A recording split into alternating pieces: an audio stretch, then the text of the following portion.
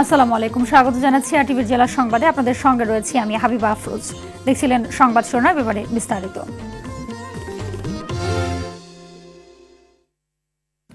সরকারি প্রথম ও দ্বিতীয় শ্রেণীর চাকরিতে 93% মেধার ভিত্তিতে এবং 7% বিভিন্ন কোটায় নিয়োগ দেওয়ার নির্দেশনা দিয়ে সরকারকে দ্রুত প্রজ্ঞাপন জারির নির্দেশ দিয়েছেন আপিল বিভাগ। কোটা ব্যবস্থা পুনর্বহলে হাইকোর্টের দেয়া রায় বাতিল ঘোষণা করে বর্তমান প্রেক্ষাপট বিবেচনায় এই নির্দেশনা দিয়েছেন প্রধান বিচারপতির নেতৃত্বে পূর্ণাঙ্গ আপিল বেঞ্চ। আদালত বলেন, সরকার চাইলে যে কোনো সময় কোটা ব্যবস্থার পরিবর্তন, পরিমার্জন ও সংস্কার করতে পারবে। খান আলামিনের রিপোর্টে বিস্তারিত। থমথমে পরিবেশে কারফিউর মধ্যে বসে সর্বোচ্চ আদালত কোটা ব্যবস্থা নিয়ে সৃষ্ট জটিলতা নিরসনই মূল কার্যসূচি। আদালতে উপস্থিত তিনটি পক্ষ। কোটা বাতিল করে 2018 সালের জারি করা প্রজ্ঞাপন চ্যালেঞ্জ করে যারা রিট করেছিলেন তাদের চাওয়া হাইকোর্টের রায় বহাল থাকুক। রাষ্ট্রপক্ষ চায় কোটা বাতিল থাকুক এবং হাইকোর্টের রায়ের পর যে দুই শিক্ষার্থী পক্ষভুক্ত হয়েছিলেন তারাও চান কোটা বাতিল। প্রত্যেকেই তাদের পক্ষে আপিল বিভাগের সামনে নিজেদের যুক্তি তুলে ধরেন। প্রধান বিচারপতির নেতৃত্বাধীন আপিল বিভাগের পূর্ণাঙ্গ বেঞ্চ বিশেষজ্ঞ মতামত নেন 9 সিনিয়র আইনজীবীর কাছ থেকে। বাদী বিবাদী রাষ্ট্রপক্ষ বিশেষজ্ঞ আইনজীবী সবার বক্তব্যে উঠে আসে কোটা বাতিল নয়, সংস্কার জরুরি। শুনানি শেষে সরকারের নীতিগত সিদ্ধান্ত হাইকোর্ট বাতিল করতে পারে না জানিয়ে হাইকোর্টের রায় বাতিল করেন আপিল বিভাগ।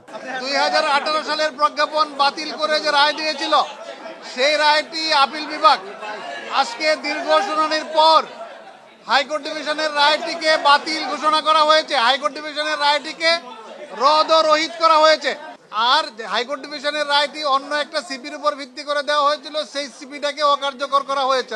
রায়ে এইটি বলে দেওয়া হয়েছে, যেহেতু বিষয়টি পলিসি ম্যাটার হওয়ার কারণে হাইকোর্ট ডিভিশন সরকারের পলিসি ম্যাটার বিষয়ে কোনো রায় দিতে পারে না। পাশাপাশি চলমান অবস্থা বিবেচনায় সংবিধানের 104 অনুচ্ছেদের ক্ষমতা বলে কোটা সংস্কার করে দেন সর্বোচ্চ আদালত, যেখানে 93 ভাগ নিয়োগের কথা বলা হয়েছে মেধার ভিত্তিতে। মুক্তিযোদ্ধাদের জন্য 5 ভাগ, ক্ষুদ্র নৃগোষ্ঠীদের জন্য 1 ভাগ এবং প্রতিবন্ধী ও তৃতীয় লিঙ্গের নাগরিকদের জন্য 1 ভাগ সংরক্ষণের কথা বলেছেন প্রধান বিচারপতি। এ সংক্রান্ত প্রজ্ঞাপন দ্রুত জারি করে 3 মাসের মধ্যে আপিল বিভাগকে জানাতে বলা হয়েছে। আপনারা জানেন 104-এ আমাদের সুপ্রিম কোর্টের কমপ্লিট জাস্টিস করার ক্ষমতা আছে, অর্থাৎ আইনের বাইরেও যে ওনারা কিছু বলতে পারেন সেটা ন্যায় বিচারের স্বার্থে ওনারা সেইটাকে করে এবং সম্পর্ক এবং সার্বিক ও যৌক্তিক বিবেচনায় সংবিধানের 19, 27, 28, 29 ও 29(1) ও 29(3) অনুচ্ছেদে বিধৃত সমতার নীতি অনগ্রসর জনগোষ্ঠী প্রজাতন্ত্রের কর্মে প্রতিনিধিত্ব লাভকরণের প্রতি লক্ষ্য রেখে বিভিন্ন সরকারি, আধা সরকারি, স্বায়ত্তশাসিত প্রতিষ্ঠানে চাকরিতে নিয়োগ পাওয়ার জন্য কোটা প্রথা হিসাবে ওনারা ঠিক করে দিলেন। কোটা যোগ্য প্রার্থী পাওয়া না গেলে শূন্য পদসমূহে মেধার তালিকা হতে পূরণ করতে হবে।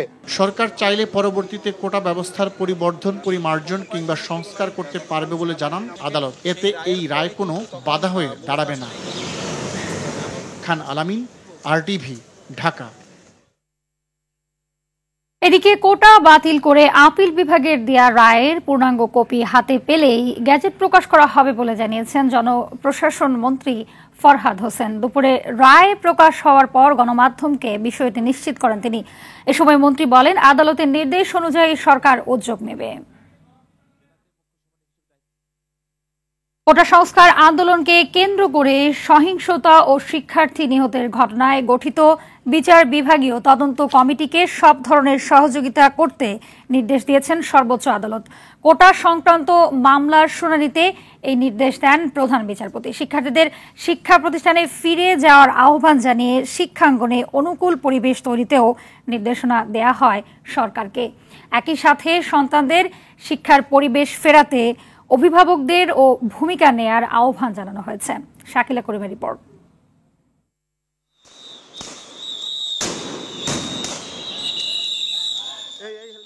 সাম্প্রতিক সময়ে কোটা সংস্কার আন্দোলন ঘিরে দেশব্যাপী সংগঠিত সহিংসতায় শিক্ষার্থী নিহতের ঘটনায় হাইকোর্ট বিভাগের বিচারপতি খন্দকার দিলিরুজ্জামানের নেতৃত্বে বিচার বিভাগীয় তদন্ত কমিটি গঠন করে সরকার। দ্য কমিশন অব ইনকোয়ারি অ্যাক্টের 3 ধারায় প্রদত্ত ক্ষমতা বলে এই তদন্ত কমিটি গঠন করা হয়। রোববার কোটা সংস্কারের রায় ঘোষণার সময় শিক্ষার্থী নিহতের ঘটনায় সরকারকে গঠিত তদন্ত কমিটিকে সহায়তা করতে নির্দেশ দেন। মৃত্যুর কারণ চিহ্নিত করে দ্রুততম সময়ে বিচার করার আদেশও দেন তিনি। যে ক্ষয়ক্ষতিগুলি হয়েছে, প্রাণ ঝরে পড়েছে, এই জন্য অ্যাপিলেট ডিভিশন দুঃখ প্রকাশ করেছেন। খন্দকার দিলুরুজ্জামানকে প্রধান করে যে সুপ্রিম কোর্টের বিচারপতি, উনি হাইকোর্ট ডিভিশনের বিচারপতি, ওনাকে প্রধান করে যে তদন্ত কমিটি গঠন করা হয়েছে, প্রত্যেকটা মৃত্যুর ঘটনা নিরূপণ করে কারা দোষী আছে সেইটা উনি নিরূপণ করবেন, নিরূপণ করে একটা রিপোর্ট যথাসময়ে সাবমিট করবেন এবং তদন্ত কাজে সরকারকে সহযোগিতা করার জন্য অ্যাপিলেট ডিভিশন বলে দিয়েছে। শিক্ষার্থীদের ক্লাসে ফেরার আহ্বান জানিয়ে শিক্ষার পরিবেশ ফেরানোর পাশাপাশি শিক্ষাঙ্গনে অনুকূল পরিবেশ আনতে সরকারের প্রতি আহ্বান জানান প্রধান বিচারপতি। গার্জিয়ানদেরকে আহ্বান জানিয়েছেন তারা যেন তাদের সন্তানকে বুঝিয়ে ক্লাসে ফেরত যেতে বলে এবং শিক্ষার্থী যারা রয়েছে তারা যেন আদালতের প্রতি সম্মান রেখে, তাদের এই আন্দোলন থেকে, আদালতের আদেশের প্রতি সম্মান রেখে তারা তাদের আন্দোলন থেকে সরে যায় এবং আজকেই যেন ঘোষণা দেয় যে তারা আর এই আন্দোলনের সাথে নেই। শিক্ষার্থীরা জাতির ভবিষ্যৎ, মুক্তিযুদ্ধের চেতনা লালন করেই দেশ বেঁচে থাকবে। মুক্তিযোদ্ধাদের যেন অসম্মান করা না হয় সেদিকে সবাইকে খেয়াল রাখতে আহ্বান জানান প্রধান বিচারপতি। মুক্তিযোদ্ধারা আমাদের জাতির সূর্য সন্তান, তারা আমাদের গৌরব, তাদেরকে কখনোই ব্যাকওয়ার্ড হিসেবে চিহ্নিত করা যাবে না, তারা ফরওয়ার্ড থাকবে সবসময়, তাদের সম্মানার্থে এই কোটা দেওয়া হয়েছে। শাকিলা করিম, RTV, ঢাকা। দর্শক, রায় নিয়ে কথা বলেছেন আইনমন্ত্রী। আমরা শুনে নেব সেই সংবাদ সম্মেলনের অংশবিশেষ। কোটা যে বাতিল করা হয়েছিল যেই পরিপত্র দ্বারা, সেই পরিপত্রটাকেও বাতিল করা হলো। অর্থ নির্দেশনা ও আদেশ প্রদান সত্ত্বেও সরকার প্রয়োজন ও সার্বিক বিবেচনা এই আদালত কর্তৃক নির্ধারিত কোটা বাতিল, সংশোধন বা সংস্কার করতে পারে। অত্র সংক্ষিপ্ত আদেশটি মূল রায়ের অংশ বলে গণ্য হবে। আপিল বিভাগের এই রায়কে আমরা স্বাগত জানাই। আমরা মনে করি যে আপিল বিভাগের এই রায়টা অত্যন্ত বিচক্ষণ একটা রায়। এই জিনিসটা ওনারা করেছেন সেটা হচ্ছে ওনারা নির্দেশ দিয়েছেন যে এখন কোটা যেটা থাকবে সেটা হচ্ছে 93% মেধা, 5% মুক্তিযোদ্ধাদের জন্য, 1% হচ্ছে নির্দোষীর জন্য, আর 1% প্রতিবন্ধীদের জন্য। ভবিষ্যতে যদি এটা পরিবর্তন করতে হয় কোনো সময় প্রয়োজনে, তখন যেন এই রায়টা একটা প্রতিবন্ধকতা হিসাবে কাজ না করে, সেই জন্যই ওনারা ওই কথাটা বলেছেন যে এটা যেহেতু আমরা এই রায়টা দিয়েছি, কিন্তু ভবিষ্যতে যদি এটা বাতিল করার প্রয়োজন হয়, সংস্কার করার প্রয়োজন হয়, তাহলে পরে সেটা সরকার করতে পারবে। কেন করতে পারবে? বিকজ এইটা ব্যাপারটা হচ্ছে এটা একটা নীতি নির্ধারণী ব্যাপার। This is the executive policy matter. সেই জন্যই তারা এই কথাটা বলেছে। দর্শক, আপনারা শুনছিলেন রায় নিয়ে আইনমন্ত্রীর বক্তব্যের অংশবিশেষ। নাশকতা ঠেকাতে সারা দেশে জারি রয়েছে কারফিউ। মোতায়েন করা হয়েছে সশস্ত্র বাহিনী, পথে পথে টহল দিচ্ছেন সেনার সদস্যরাও। আজ বিকেল 3টা থেকে 5টা পর্যন্ত বিরতি দিয়ে কারফিউ বলবৎ থাকবে অনির্দিষ্ট সময় পর্যন্ত। তবে হাসপাতাল, গণমাধ্যম সহ জরুরি সেবা এর আওতামুক্ত। রাজধানী সহ বিভিন্ন স্থানে তল্লাশি চলছে। সবাইকে সহযোগিতার জন্য মাইকিং করছেন সেনা সদস্যরা। এদিকে গেল কয়েকদিনের সহিংসতায় আহত পুলিশ সদস্যদের দেখতে গিয়ে আইজিপি বলেন, নাশকতাকারীদের কেউ শিক্ষার্থী নয়, যারা জড়িত সবাইকে আইনের আওতায় আনা হবে। শাকিবুর রহমানের রিপোর্টে বিস্তারিত। আইন শৃঙ্খলা পরিস্থিতি নিয়ন্ত্রণে রাখতে বেসামরিক প্রশাসনকে সহায়তায় পথে পথে টহল দিচ্ছে সশস্ত্র বাহিনী সাজোয়া যান। রাজধানীর বিভিন্ন এলাকায় চেকপোস্ট বসিয়ে তল্লাশি করছেন সেনা সদস্যরা। জরুরি প্রয়োজনে বের হওয়া লোকজনকে জিজ্ঞাসাবাদ করেই চলাচলে অনুমতি দিচ্ছেন। তবে কারফিউয়ের আওতার বাইরে থাকছে চিকিৎসা, গণমাধ্যম সহ জরুরি সেবা। তবে দুপুর 3টা থেকে বিকেল 5টা পর্যন্ত 2 ঘন্টা কারফিউ শিথিল ছিল। এ সময় দেখা যায় প্রয়োজনীয় কাজ সারতে বের হয়েছেন অনেকেই। সব জায়গায় আতঙ্ক আছে, ঠিক আছে, কিন্তু ওরকম সিচুয়েশন অঘটন কোনো জায়গায় দেখিনি। সব জায়গায় সেনাবাহিনী মোতায়েন করা আছে, সব জায়গায় পরিবেশ শান্ত, কিন্তু রাস্তাঘাটে আসা যাওয়া একটু জটিলতা হয়। না, কোথাও বাধা নেই। আইনশৃঙ্খলা বাহিনীর সবকিছু সুন্দরভাবে পরিবেশটা স্বাভাবিকভাবে রাখছেন। এদিকে গেল কয়েকদিনের সহিংসতায় আহত পুলিশ সদস্যদের খোঁজ খবর নিতে রাজারবাগ হাসপাতালে যান পুলিশ প্রধান আব্দুল্লাহ আল মামুন। এ সময় তিনি অভিযোগ করেন, নাশকতাকারীদের কেউ শিক্ষার্থী নয়, সরকার হঠাতে বিএনপি জামাত চক্র ধ্বংসযজ্ঞ চালাচ্ছে। দেশের স্বাধীনতার যে চেতনা, এই চেতনাকে বলিষ্ঠ করে স্বাধীনতা বিরোধী একটি চক্র সরকার বিরোধী এবং সরকারকে হটানোর জন্য একটা ষড়যন্ত্র যুক্ত। বিএনপি জামাত চক্র এই দেশ বিরোধী জঘন্য তাণ্ডবলীলা চালিয়েছে যা দিবালোকের মতো স্পষ্ট। নাশকতায় জড়িতদের আইনের আওতায় আনা হবে বলেও জানান আইজিপি। যারা এ ধরনের ধ্বংসযজ্ঞ চালিয়েছে তাদেরকে আইনের আওতায় এনে নিয়ে আসতে আমরা কাজ করছি। সাকিবুর রহমান, RTV, ঢাকা। সারা দেশে দ্বিতীয় দিনের কারফিউ চলছে। চট্টগ্রামে সেনাবাহিনী, র্যাব, বিজিবি ও পুলিশ মাঠে রয়েছে। বেশিরভাগ দোকানপাট বন্ধ থাকলেও খোলা রয়েছে কাঁচা বাজার। মহানগরীতে কিছু সংখ্যক রিকশা চললেও অন্য সব যান চলাচল বন্ধ রয়েছে। মুন্সিগঞ্জে পরিস্থিতি স্বাভাবিক রয়েছে। মাঠে আছে পুলিশ ও সেনাবাহিনী। বরিশালে মাঠে কাজ করছে সেনাবাহিনী, তবে রাস্তাঘাটে মানুষের চলাচল কম। বন্ধ রয়েছে বেশিরভাগ দোকানপাট ও যানবাহন চলাচল। রাজশাহীর বিভিন্ন স্থানে সেনাবাহিনী টহল দিচ্ছে। সিলেট শহরেও টহল দিচ্ছে সেনাবাহিনী। খুলনায় পরিবেশ স্বাভাবিক রয়েছে। বিভিন্ন সড়কে মানুষের চলাচল বেড়েছে। খোলা আছে অলিগলির দোকানপাটও। রিকশা, অটোরিকশা চললেও বন্ধ অন্যান্য যান চলাচল। পরিস্থিতি স্বাভাবিক রয়েছে। ঝালকাঠিতে থমথমে অবস্থা বিরাজ করছে রংপুর সহ দেশের বেশিরভাগ জেলায়। দর্শক, কিছুক্ষণ আগে মুন্সিগঞ্জের পরিস্থিতি জেনে নেব সহকর্মী শেখ মোহাম্মদ শিমুলের কাছ থেকে। মুন্সিগঞ্জে সকাল থেকে যে কারফিউ চলছে, সে কারফিউ সকাল থেকে কিন্তু একেবারে কিন্তু জনসাধারণের যে আপনার চলাচল রয়েছে তা আমরা দেখেছি একদম সীমিত আকারে, এবং যানবাহন চলাচল কিন্তু সীমিত আকারে চলছে। অর্থাৎ হলো জরুরি ভিত্তিতে যারা নিয়ে আপনার চিকিৎসা সেবার জন্য আসছে সেই ক্ষেত্রেই শুধু কিন্তু তাদেরকে কিন্তু ছাড় দেওয়া হচ্ছে জিজ্ঞাসাবাদের পরে। কিন্তু এইটা কিন্তু আইন শৃঙ্খলা বাহিনী, সেনাবাহিনী সহ প্রত্যেকে কিন্তু সড়কের মধ্যে নানান টহল দিচ্ছেন। এবং মুন্সিগঞ্জে অনেক দোকানপাট, মানে আপনার প্রধান সড়কের দোকানপাট বন্ধ রয়েছে। আমি যদি দেখতে পারবেন যে সড়কের যে দোকানপাটগুলো একেবারে মনে হচ্ছে যে মুন্সিগঞ্জ শহরটি কিন্তু প্রাণকেন্দ্রটি কিন্তু একদম মানে আপনার নীরব হয়ে আছে। অর্থাৎ হচ্ছে যে প্রতিদিনই যে চিত্র, সেই চিত্রটি কিন্তু এখন আর এখানে নেই। অর্থাৎ কারফিউর মধ্যে যে একেবারে শহর যে একেবারে শূন্যের মতো অবস্থা। শুধু জরুরি যারা কাজে বেরোচ্ছেন তাদেরকেই কিন্তু আপনার এই সড়ক দিয়ে তারা বিভিন্ন যানবাহনে করে আসছেন। তবে তাছাড়া আমি বলতে পারি যে আজকে যে দুপুরে যে রায় হলো, আপনার হাইকোর্ট কর্তৃক যে আপনার রায় দেওয়া হলো, কোটার যে রায় দেওয়া হলো, সেই রায়ের পরও কিন্তু আপনার মুন্সিগঞ্জের পরিস্থিতি খুব স্বাভাবিক রয়েছে। কোথাও কোনো রকম অপ্রীতিকর ঘটনা ঘটেনি, এবং আইন শৃঙ্খলা বাহিনী কিন্তু কঠোরভাবে কিন্তু আপনার এই পরিস্থিতি মোকাবেলা করছেন। এবং সেনাবাহিনী বারবার কিন্তু টহল দিচ্ছেন, বিভিন্ন মোড়ে মোড়ে কিন্তু তারা কিন্তু ওই দায়িত্ব পালন করছেন। এবং কি পাশাপাশি যে পুলিশ বাহিনী রয়েছে এবং এছাড়াও আইন শৃঙ্খলা বাহিনী যারা রয়েছেন প্রত্যেকে কিন্তু তাদের স্ব জায়গা থেকে এবং এই নিরাপত্তার স্বার্থে সকল ধরনের কিন্তু তারা কিন্তু আপনার ব্যবস্থা নিয়েছেন, এবং একেবারে যাতে কোনো রকম বিশৃঙ্খলা কোনো ঘটনা যাতে না ঘটে, এবং কারফিউ সফল করার জন্য তারা কিন্তু সর্বোপরি ব্যবস্থা কিন্তু এখানে নিয়েছেন। তো আপনি বলে রাখি যে আসলেই আমরা যেমনটা দেখেছি রাত 12টার পর থেকে সকাল থেকে এই পর্যন্ত কিন্তু একেবারে মানে মুন্সিগঞ্জে কোথাও কিন্তু কোনো রকম অপ্রীতিকর ঘটনা কিন্তু ঘটেনি, তেমন কোনো খবর পাইনি।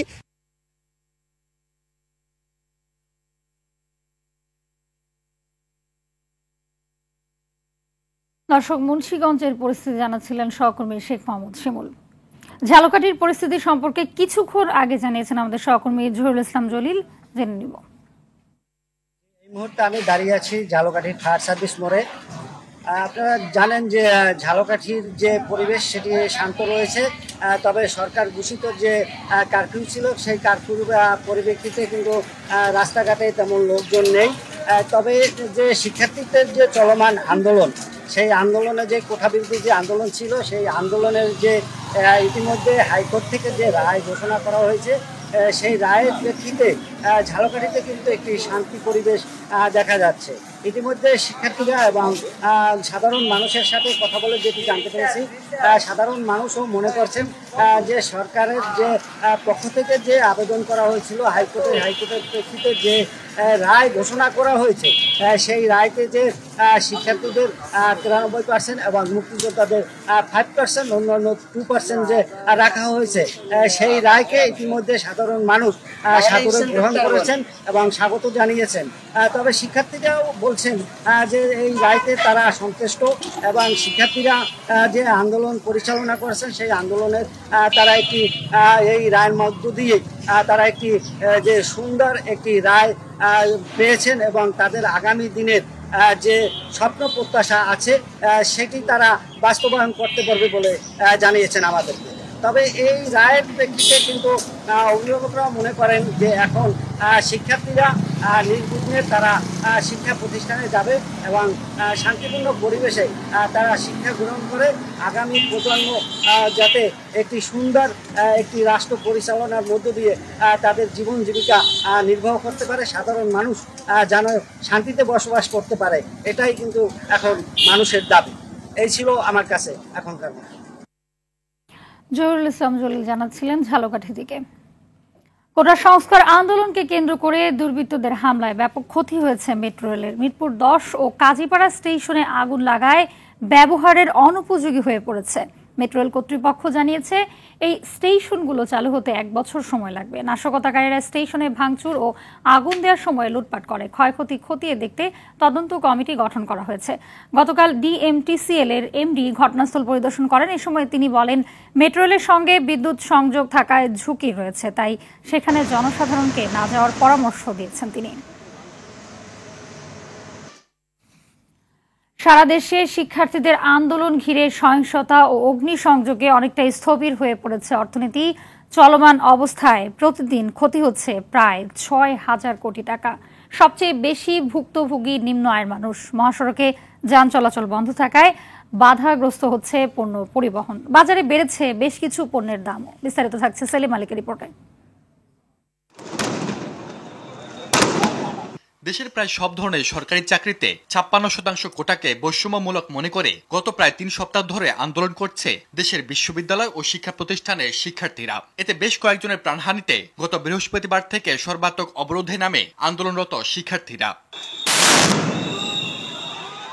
অবরোধের সঙ্গে সরকারের ডাকা কারফিউ কার্যত অচল হয়ে পড়েছে রাজধানী ঢাকা। এতে সবচেয়ে বিপাকে নিম্ন আয়ের মানুষ।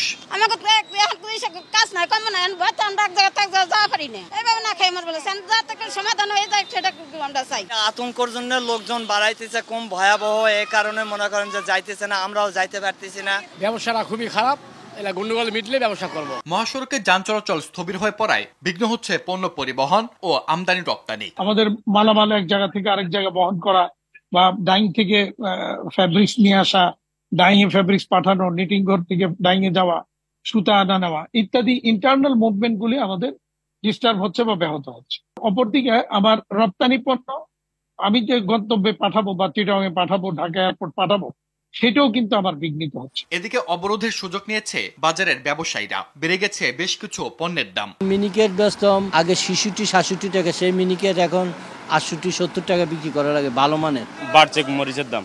গত সপ্তাহে 1 কেজির দাম ছিল ধরেন 120 টাকা, এই সপ্তাহে হয়েছে 250-300 টাকা। চলমান সহিংস পরিস্থিতিতে অর্থনীতির ক্ষতি হচ্ছে প্রায় 6,000 কোটি টাকা। আমদানি রপ্তানি এবং স্বাভাবিক যে উৎপাদন ব্যবস্থা সেটি ক্ষতিগ্রস্ত হচ্ছে। এটার কারণে প্রতিদিন প্রায় 6,000 কোটি টাকার একটা ক্ষতি হচ্ছে অর্থনীতিতে, এবং এটা যদি চলতে থাকে তাহলে সেই ক্ষেত্রে ক্ষতির পরিমাণটা কিন্তু বাড়তে থাকবে, এবং এটা যদি কন্টিনিউ করে তাহলে সেক্ষেত্রে পরিস্থিতি হয়তো আরো খারাপ হবে এবং জিনিসপত্রের দাম আরো এক দফা বেড়ে যেতে পারে। কেবল শিক্ষার্থী ও সরকারের যৌথ আলোচনার মাধ্যমে দেশে শান্তিপূর্ণ পরিবেশ ফিরিয়ে আনা সম্ভব বলে মনে করেন তারা। দেশের ইনভেস্টর বৃদ্ধির স্বার্থে এবং আন্তর্জাতিকভাবে ব্যবসা বাণিজ্য যেন ঠিকভাবে চলে সেটার স্বার্থে আমাদের আসলে এই যে পুরো আন্দোলনের একটা শান্তিপূর্ণ সমাধান হওয়া উচিত। সেলিম মালিক, RTV, ঢাকা। কোটা সংস্কার আন্দোলন ও জ্বালাও পোড়াও এর বড় প্রভাব পড়েছে নিত্যপণ্যের বাজারে। পণ্যবাহী ট্রাক ঢাকায় প্রবেশ করতে না পারায় প্রতিটি জিনিসের সরবরাহ কমেছে। এতে করে ভোগ্যপণ্য ও সবজির দাম বেড়েছে কয়েক গুণ। ক্রেতা ও বিক্রেতারা দেশের শান্তি চায়, মানুষের জীবনযাত্রা দ্রুত স্বাভাবিক হবে বলে আশা করেন তারা। সার্ভার জটিলতায় অনিশ্চিত হয়ে পড়েছে সৌদি এয়ারলাইন্সের যাত্রীরা। সবচেয়ে বেশি সমস্যায় পড়েছেন শ্রমিকরা। ভিসা ও আকামার মেয়াদ শেষ হয়ে এলেও কোনো ধরনের আশ্বাস মিলছে না এয়ারলাইন্স কর্তৃপক্ষের কাছ থেকে। মারুফেজা রিপোর্ট। গেল 19 ও 20 তারিখের সৌদি এয়ারলাইন্সের যাত্রীদের ফ্লাইট জটিলতার কারণে এয়ারপোর্ট থেকে ফিরতে হয় হাজারো যাত্রীদের। কারণ হিসেবে বলা হয় সার্ভার জটিলতা, আশ্বাস দেওয়া হয় 2-1 দিনের মধ্যে সমাধানেরও। পরে সৌদি এয়ারলাইন্স কর্তৃপক্ষের প্রতিশ্রুতি অনুযায়ী সংশ্লিষ্ট টিকিট কার্যালয়ে এলেও মেলেনি সুনির্দিষ্ট আশ্বাস। ফলে ভিসা মেয়াদ শেষ হয়ে যাওয়ায় ভোগান্তিতে শ্রমিকরা। বলছে যে কি যতক্ষণ পর্যন্ত নেট চালু না হবে ততক্ষণ পর্যন্ত 1 বছরও আপনাদেরকে আমরা কিছু করা এবং বলা সম্ভব নয়। টাইম দিতে পারতেছে না, একটা ভরসা দিতে পারতেছে না যে 25 তারিখ আপনাদের ফ্লাইট, 26 তারিখ ফ্লাইট, 22 তারিখ ফ্লাইট। আপনাদের সার্ভারে কাজ না করবে কি? এখন আমাদের ভিসার তো ম্যাচ শেষ। আমার ভিসার ম্যাচ শেষ হওয়ার পরে যদি আপনাদের সার্ভারে কাজ করে যদি পরবর্তীতে জানান, আমাদের তো কোনো লাভ নাই। ছুটির মেয়াদ বাড়ানো যাবে, আকামার মেয়াদ নাই। আকামার মেয়াদ ছাড়া টিকিট লাগবে না বা ছুটি বাড়বে না। দেশব্যাপী চলমান সহিংস পরিস্থিতিতে যাতায়াত আর রাজধানীতে থাকা খাওয়ার জন্য গুনতে হচ্ছে কয়েক গুণ খরচ। ফলে বাড়তি অর্থ ব্যয় আর যাত্রার অনিশ্চয়তা দুই মিলে জটিল হচ্ছে পরিস্থিতি। বাড়িতে আমরা কালকে বিকাশের টাকা অনেক কষ্ট বিকাশের টাকা আইছে, এই টাকা নিয়ে আমরা আবার নইছি টাকা আইছে, বিকাশও চলতে আছে। মাথার গাম পায়ে ফেলে কাজ করি, আমরা টাকা পাঠাই সরকারের কাছে। আমরা এটাই দাবি যে আমাদের এই জটিলতা তাদের অতি তাড়াতাড়ি এটা দূর করে দেয়। এদিকে বিষয়টি নিয়ে মতামত জানতে চাইলে গণমাধ্যমের সঙ্গে কথা বলতে রাজি হয়নি সৌদি এয়ারলাইন্স কর্তৃপক্ষ। মারুফ রেজা, আরটিভি, ঢাকা। জেলা সংবাদ এ পর্যন্তই। সবশেষ সংবাদ জানতে যে কোনো মোবাইল ফোন থেকে 2414 নাম্বারে ডায়াল করুন। সন্ধ্যা সংবাদ 7:30 দেখার আমন্ত্রণ রইল। ধন্যবাদ সবাইকে।